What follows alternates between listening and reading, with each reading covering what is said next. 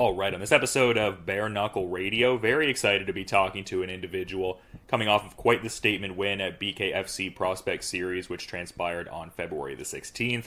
The headliner and quite the knockout, a lot going on there in that Stanislav Grosu fight, and very excited to talk to Brandon Shavers about that victory on Bare Knuckle Radio. How are you doing, man? I imagine pretty good after a win like that.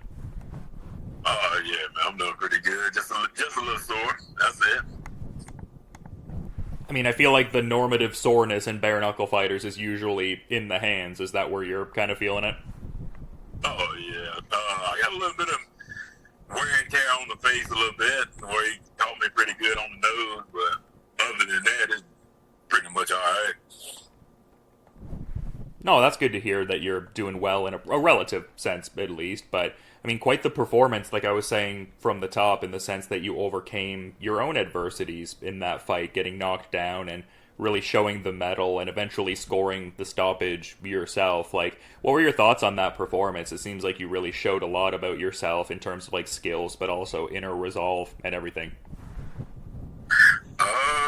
Skill-wise, I feel like it was, I give it maybe a B plus, but coming off of getting knocked down and picking myself back up, and going in the fourth round and able to get the finish is what I'm mostly proud about. You don't really see that too often in bare knuckle.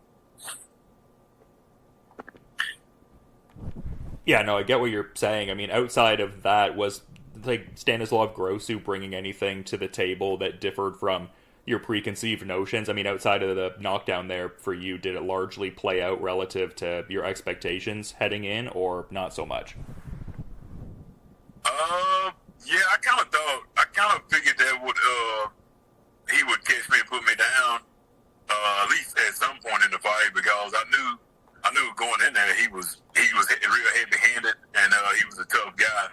But I did kind of feel somewhat disrespected at one point when he said something in the interview about his skills being better than mine, and I know for a fact that's not even close. I mean, the guy, don't get me wrong, he a good fighter, but skill-wise, he ain't nowhere near me. And I pretty much put myself in that position of getting caught because I messed around and threw like a lazy hook, and he threw a wild shot and caught me and put me down for a second. But it is what it is, man. I picked myself back up and I got the job done. Yeah, that's interesting. I mean, I understand why you would, I guess, feel slighted in that regard, because even outside of your BKFC specific experience, I was seeing you have close to 20 MMA fights over amateur and pro, as well as that professional gloved boxing experience. So it's like, I mean, come on, buddy, I've got skills here. Like, why are you trying to slight me here? But I guess you kind of got the last laugh in a certain sense, quote unquote. Oh yeah, I mean, that's what really. I mean, not the last laugh, but I just wanted to go in there and earn my respect and show him that that I really had skills, and he wasn't on my level. Yeah, and I mean, interesting performance in that certain sense, just in as far as like Grosu is a guy that had the back-to-back wins there with second round finishes and has been in there with guys like David Mundell, the current middleweight champion. So I would think a win like this would really inform your trajectory in the division and everything in a very positive sort of fashion.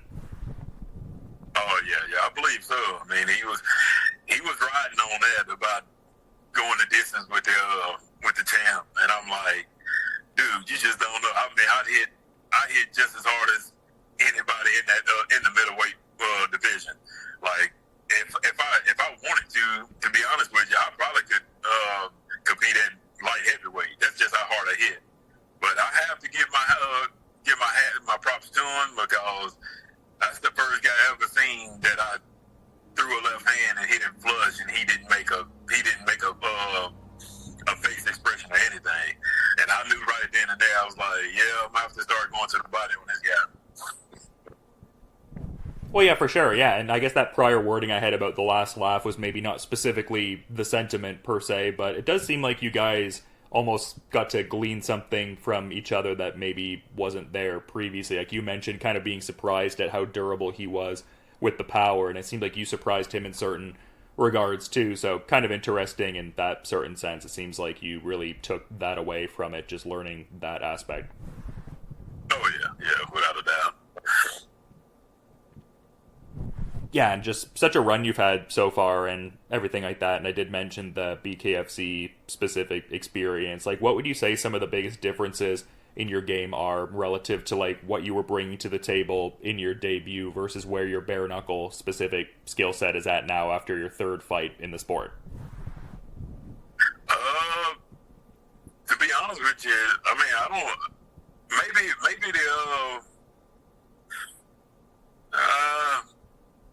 man, I really, to be honest with you, I really couldn't tell you because I felt so good in my first fight. I didn't care who they put in front of me. Like I was so excited and ready to get in there for the first time, and man, I just felt like home for my first bare knuckle fight, and I felt like not taking anything away from my loss, my opponent that I lost to, but going into that training camp, both of my hands was messed up, and I probably sparred maybe once or twice for that whole training camp, and I definitely wasn't in good shape, and my timing wasn't right, and at the end of the first round, man, my legs were just dead, but I feel like yeah, my first fight was where I felt my best, and I'm saying that maybe it's because the other night the ring was so much smaller and you really didn't have any room to move. You ain't have no choice but to fight. But going in there, I feel like I was in the best shape of my life for this third one there. Yeah, and I've been seeing more discourse about that, like kind of the tighter ring space. It seems like based on like the approach you bring to the table, that would really be something that benefits you and you enjoy. It seems like you're a guy who, like you were talking about the power before, and I mean the results are there with the finishes. So I imagine the more compact sort of spaces are something that you're enjoying. I would say that. I'd rather be in the bigger ring, man, so I can be able to move around. No, that's fair enough, yeah. I get what you're saying in that regard, but yeah, I mean, it seemed like a win whereby, yeah, you really asserted yourself in the division, like I was saying. I mean, is this something that you could see yourself like, catapulting towards maybe like a fight with a ranked opponent at this point, like maybe someone like a Dakota Cochran or Joshua Moreno, just like really anyone within that hierarchy right now? Because it seems like your goal, based on some articles I've read, is more so like getting a title eventually. Like, is that something that you could see manifesting in your next fight based on this last performance? Yeah, I really do believe I put myself in that position to fight a ranked opponent for the next one. Because I kind of feel like that maybe if Grosu would have won this fight, he probably would have gotten the title fight next. That's what I'm thinking would have happened. So with me being that was my first fight in that division and taking out him, maybe they would give me somebody that's in the top 5 next, and then after I beat them, and then I'll get a title shot. Yeah, and you kind of mentioned like the switch in weight category. Like, how much did that benefit you? It seemed like it reflected well in the performance, but like, how did you feel actually being out there? Did you feel just more, I guess, replenished, just bigger gas tank, less of a drain from a more pronounced weight cut, I guess? Like, how did you feel at 175? Oh man, I felt great. I was able to take the body shots that he threw. Like, I really I didn't feel them at all, really. And I knew that when I got dropped in that in my second bare knuckle fight by a body shot and how bad it hurted, I knew that it had to been the weight cut because I'm pretty dang good at taking body shots. And I knew going in this last fight that I was going to be able to take them pretty well. And I think I went out there and showed that. And I mean, like you say, that not having to cut so much weight, man, I felt alive in there, man. Yeah, and it was close to a year whereby you were out of the ring there. Like, how did it feel coming back? Like, it seems like you came back in a very revitalized sort of way. Like, some people, I think, just default to using the term, like, ring rust or cage rust or some derivative of that. But it seemed like the time off really benefited you in a certain way. Is that kind of how you feel with that? Not really. I mean, I'm a guy that if I stay active, I would continue to get better and better. And being away from the ring for almost a year, I feel like it was definitely it kind of maybe made me tense up a little bit and wanting to get the knockout, loading up on the punches a little bit, wanting to get the knockout a lot sooner. But I mean, it is what it is, man. I understand that there's a lot more fighters out there that's fighting as well, and I'm so far away from where they have an events at that, and I understand all that, but man, I'm here and I'm ready to fight, and I want to stay active. Yeah, that's fair. I was seeing an interview where you were talking about wanting to fight at least 5 times this year, and you were kind of saying, like, oh, I'd probably be defending the belt a couple times by then, so I love that mentality. Oh, yeah. Like I say, man, if I can get 5 bare knuckle fights this year, I would be willing to do it. But if not, then I guess I'll just have to fight, get a couple more MMA fights or something like that. I don't know.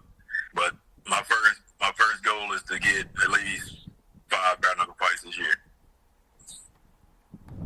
Yeah, and I did mention the MMA experience as well as the gloved boxing experience. I feel like that really benefits people going into bare knuckle, even though it's ultimately a different sport with different considerations. But I would feel like it gave you a certain familiarity with the infighting and then also the at-range fighting in a certain sense. Like, what aspects from your prior combat sports do you feel that you carried over into bare knuckle versus like maybe some of the things you had to like not carry over, like some of the things that didn't transfer as smoothly, I guess? I would say my calmness, I guess, having that many fights, and taking that over into the bare knuckle cage. I mean, it wasn't a point in any of my 3 fights that I panicked or anything like that. But taking away from, like, in MMA, I was more of a sit back guy and pick my shots, stuff like that. But I knew going into bare knuckle that I was wanting to be like a straightforward guy and put the pressure on and just put on a show for the fans. Yeah, for sure, and it seems like you've been able to put in some great work at Main Street Boxing and Muay Thai over the years. I was kind of wondering, like, are you still actively training out of that space? Because some of the posts I saw out of that gym were kind of like a couple years ago at this point. Like, are you still predominantly working there at Main Street? Oh, no, sir. I'm back home at Global Fitness in Alexandria, Louisiana. But yeah, I was over at Main Street for like maybe a year and a half. And that was right before COVID hit, and I had to ship on back home after all that. But I do have plans to go back. I may even end up going back and spending a little bit of time over there for my next training camp. That's the plan. That's cool because I saw you. I mean, you have a great gym now, obviously, for sure. But I saw circa like June 2021, you were working with Ike Villanueva, who recently cemented himself rather as that BYB heavyweight champion, and I saw you really touting the great work from crew Bob Perez. So yeah, it seems like some great work was had there, and cool that you're thinking to go back and sharpen the tools a bit more. Oh yeah, man, there's nothing but love over there. I pretty much I was training for an MMA fight while I was over there, and I pretty much was training with Ike pretty much every day. And I mean, he's a real cool guy. He loves to talk crap while training. But I'm really not that type of guy. But I do it back with him just because I know he loves it. And I mean, just everybody over there, man. Even Austin Stroud. I mean, he was. I never got the chance to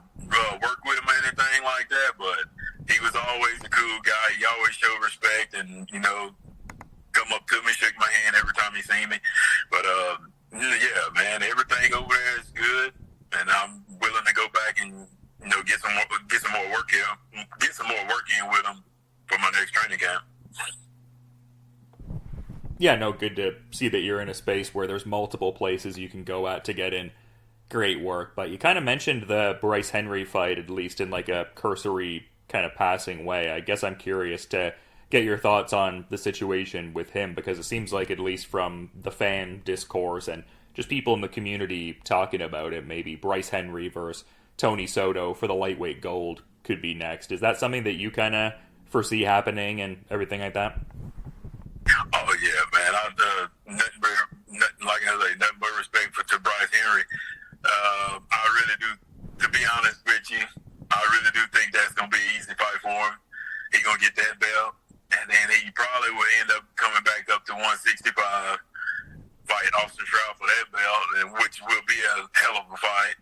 Hopefully, I will have the belt at 175, and then maybe me and Bryce can meet back in the middle at 165 and have, one of these crazy hyped up fights, man, and just, put on a good show for everybody.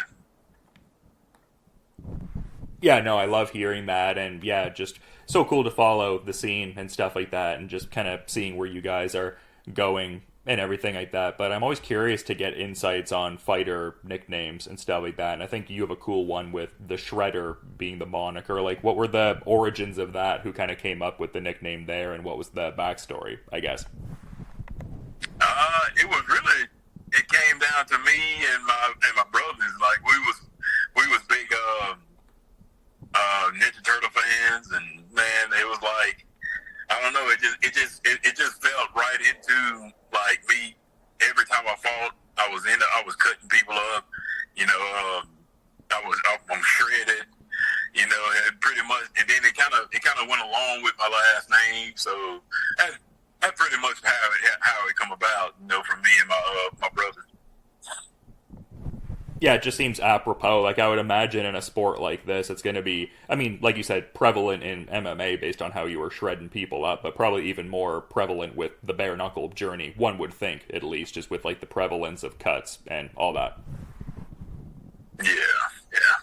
I mean, we definitely going to see a lot more cuts coming from me, putting it on somebody. So. But don't get me wrong now, and that Bryce Henry fight, I was banged up and cut pretty bad. I got shredded that night. No, it is what it is, I suppose. Just part of the journey, the classic, sometimes you're the hammer, sometimes you're the nail adage, I suppose. But one of the things I was noticing with you in terms of, I guess, out of the cage, or out of the ring, rather, interest, it seems like you're a pretty avid hunter. Is that something that you really enjoy as, like, I mean, you probably enjoy it in an isolated way, obviously, but even to, like, serve as a way to decompress from the consistent work you put into the combat sports journey and all? Oh yeah, man. That's my top thing on the list is deer hunting, hog hunting. I really enjoy it. To be honest with you, if I could do that for a job, I would do it every day. I mean, that's my favorite thing to do. And I even got a chance for the first time in forever. I got a chance to hunt for this training camp, and do a little bit of hunting during this training camp. So. I mean, I kind of really enjoyed that, but at the same time, I was like, man, this guy, he got to pay for signing the contract and making me have to, miss some days of hunting to go to the gym and train. So, yeah, I mean, I really enjoyed it, though. That was the first time I ever got a chance to do that. No, that's cool to hear, man. I love that, and it seems like you're just in a good place in general. So to that point, thanks so much for making the time to give some insights at this cool juncture in your career and just life in general. But I do want to let you enjoy the rest of your day and enjoy the win and all. So in saying that, do you have a final parting thought you'd like to add as we're kind of wrapping up here, Brandon? No, man. I'm just about to get back. Well, I'm at the gym right now. I'm just about to get out here and give me a little bit of cardio done, and hopefully I'll be back sparring and full training come next week. So. That's pretty much all I have on my plate for now. Yeah, well, that's incredible. Really shows where you're looking to go with this journey and just always putting in that work. And just a great win over Stanislav Grosu and everything like that. So thanks so much for coming on Bare Knuckle Radio and giving such great insights. Hopefully we can set up a chat before the next one. But until then, thanks for coming on Bare Knuckle Radio, Brandon, and have a good rest of your day, man. All right, man. I appreciate it, bro.